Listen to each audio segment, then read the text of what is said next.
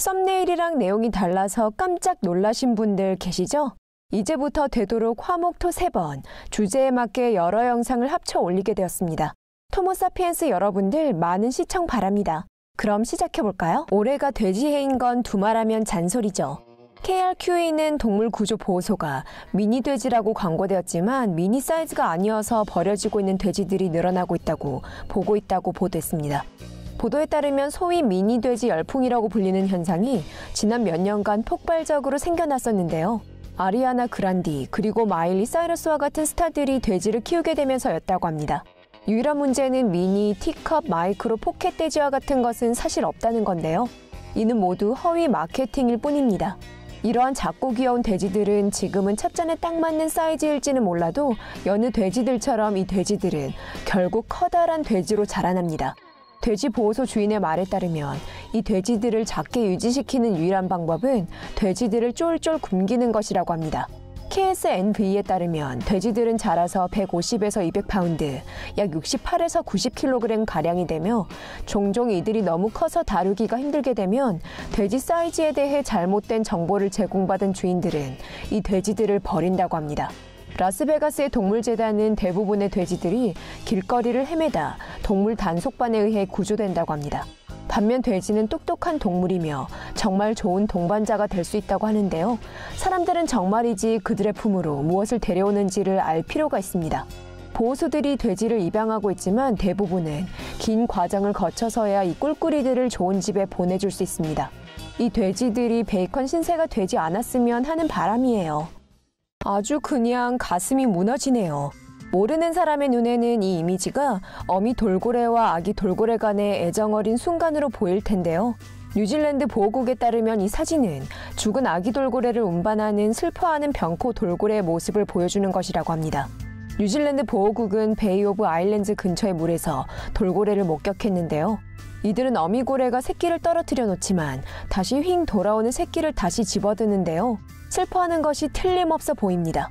이들은 또한 사진을 찍어 트위터 계정에 공유하여 이 지역에 사는 사람들에게 어미 돌고래에게 슬퍼할 공간을 주라고 부탁했습니다. 이러한 종류의 행동은 고래목과 동물들 사이에서는 흔치 않은 일은 아닌데요.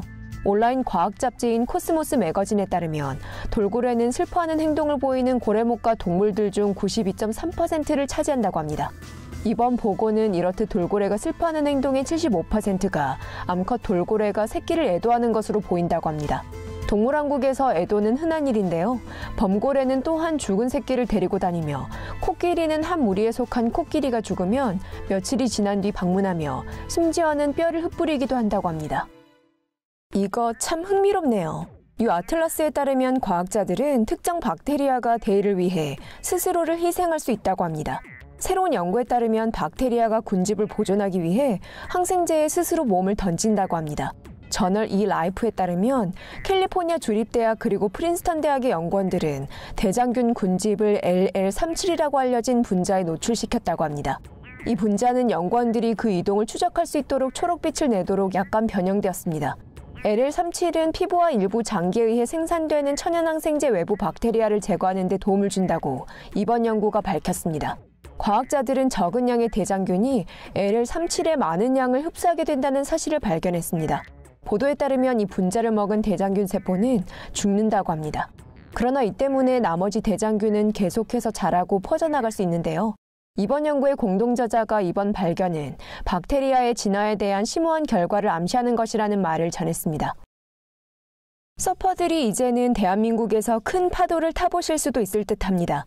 스페인의 웨이브가든이라는 회사가 대한민국 시흥에서 세계 최대의 서핑 라군을 건설하기 시작했습니다.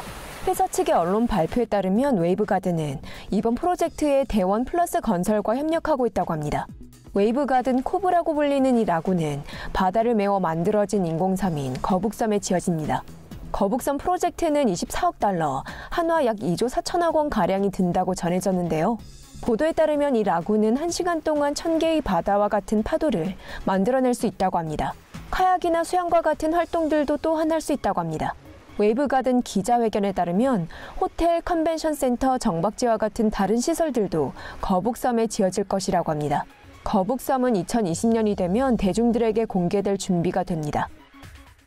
이건 여느 보통 애완동물이랑은 다르네요. ODT 센트럴의 보도에 따르면 39세로 말레이시아 출신의 여성인 에리카 림지가 최근 스타 매거진 측에 그녀의 애완동물인 오리 한 마리에 대한 이야기를 전했다고 하는데요. 이 오리는 그녀의 아파트를 잘 돌봐왔다고 합니다.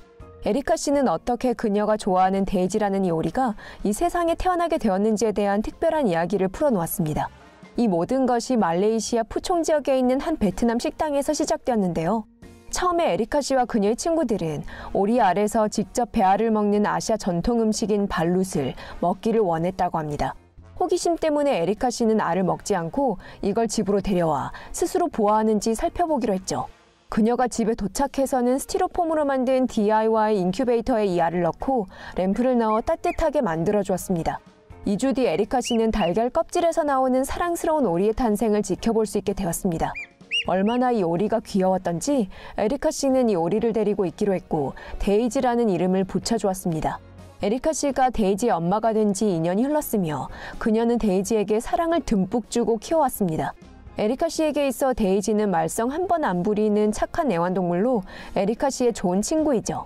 데이지가 좋아하는 활동은 바로 소파에서 늘어져 쉬고 에리카 씨와 함께 산책을 하고 물에서 노는 것이라고 합니다. 오리를 키우는 또 다른 장점이 뭘까요? 데이지는 항상 매 25시간마다 알을 낳기 때문에 에리카 씨는 종종 이 알을 친구들 그리고 가족들과 나눌 수 있다는 것이죠. 꿀벌은 얼마나 똑똑할까요? 놀랍게도 꿀벌은 곤충 세계의 다른 곤충들에 비해 지능이 높은 것으로 드러났습니다. 꿀벌은 그들만의 춤 커뮤니케이션 시스템을 가지고 있으며 공이라는 개념을 이해할 수 있습니다. 최근 한 연구는 꿀벌이 할 수 있는 것에는 이것만 있는 것이 아니라는 사실을 보여주었는데요. 호주 연구팀은 간단한 산수 규칙을 14마리의 꿀벌들에게 가르치면서 이번 연구를 시작했습니다. 연구원들은 꿀벌들이 Y 모양의 미로에 들어가도록 훈련시켰는데요. 이 미로에서 꿀벌이 가장 먼저 직면하는 것은 일련의 색이 있는 기하학적 모양들입니다. 이 모양들의 수와 색은 다양합니다. 만일 이 모형이 파란색이면 꿀벌은 입구에서 나타나는 이미지에 단위 하나를 더합니다. 만일 이 모형이 노란색이라면 단위 하나를 뺍니다. 꿀벌들은 적절한 답변을 선택할 경우 설탕물로 보상을 받았습니다. 만일 답이 틀렸으면 퀴닌이라고 불리는 쓴 용액이 주어졌죠. 4시간에서 7시간에 걸친 100번의 실험 이후 이 꿀벌들은 덧셈과 뺄셈에 대한 기본 개념을 배웠습니다. 꿀벌들은 63에서 72%의 확률로 적절한 답을 선택할 수 있었습니다. 당연히 이는 엄청 단순하지만 세제곱밀리미터짜리 뇌를 가지고 있는 곤충이 기본 셈을 할 수 있는 법을 터득했다는 것은 아주 인상적입니다. 애완돼지를 가지고 계신 분들 조심하셔야겠습니다. 영화 한니발을 보셨나요? 여러분들의 사례가 이 무시무시한 사례와 유사할 수 있습니다. BBC 보도에 따르면 56세인 한 러시아 여성이 돼지 울타리 안에서 쓰러지고 난 이후 살아있는 채로 잡아먹혀 목숨을 잃었다고 합니다. 울타리에 있는 돼지들에게 먹이를 먹이던 중 그녀는 갑자기 간질로 기절했습니다. 하룻밤 전날 그녀의 남편은 몸이 안 좋아 일찍 잠자리에 들었다고 하는데요.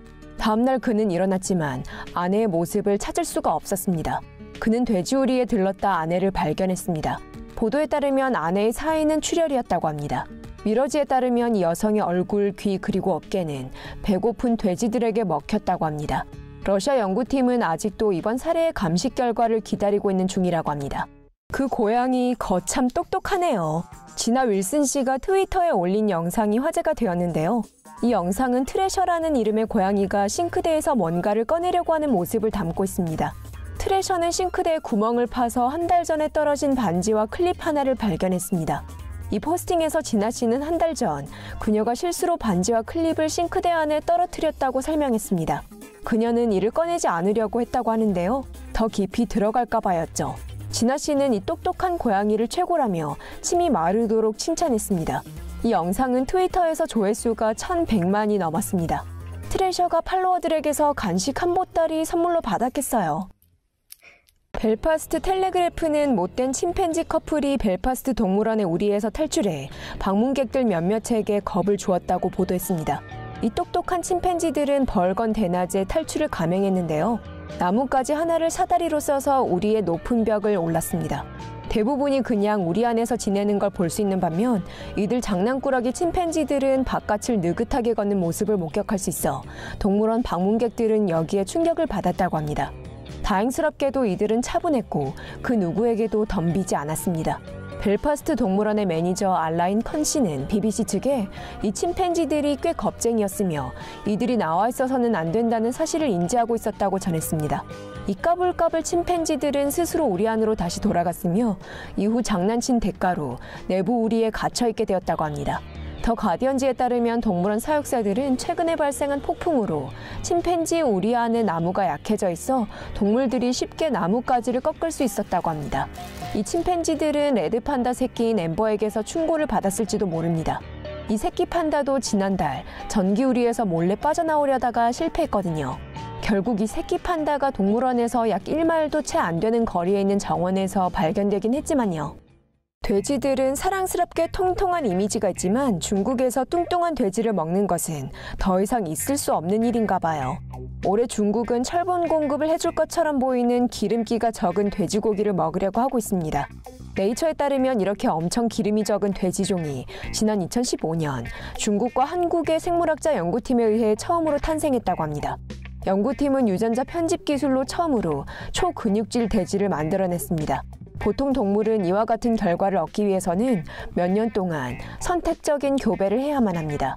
살코기가 많은 돼지에 대한 수요가 중국에서 증가하고 있는 추세인 반면 지역 돼지 사육사들은 사라지고 있습니다. SCMP에 따르면 살코기로 선호가 바뀌는 바람에 서양의 돼지종이 보다 인기가 많아지고 토착종 돼지가 감소하게 되었다고 합니다. 진화 그리고 청화와 같이 지역 음식의 주를 이루어온 중국 토종 돼지는 씨가 말라버렸습니다. 여러분들은 어떻게 생각하시나요? 기름기 있는 돼지고기가 좋으신가요? 아니면 살코기가 많은 돼지고기가 좋으신가요? 여러분들의 의견을 댓글에 남겨주세요. 그렇지만 솔직히 기름기 적은 고기를 먹는다고 사람들이 더 건강해질까요? 미국을 보세요. 미국 사람들은 살코기만 먹는데요. 지구상에서 가장 뚱뚱하잖아요.